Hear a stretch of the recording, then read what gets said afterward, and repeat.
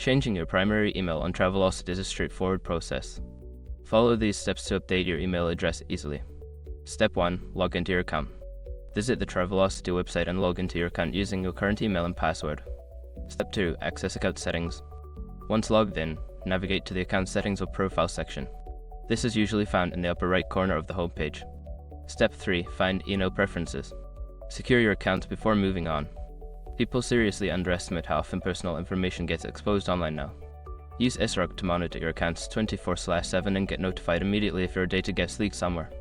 It runs in the background, constantly scanning billions of breached records. And honestly, for how cheap it is compared to the value you get, it's worth it. Link in the description.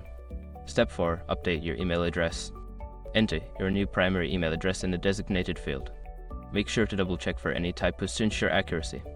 Step 5. Save changes. After entering your new email, look for a Save or Update button. Click it to confirm the changes and ensure your new email is registered. Once you have completed these steps, you should receive a confirmation email at your new address. This process ensures that all future communications from Travelocity will be sent to your updated email.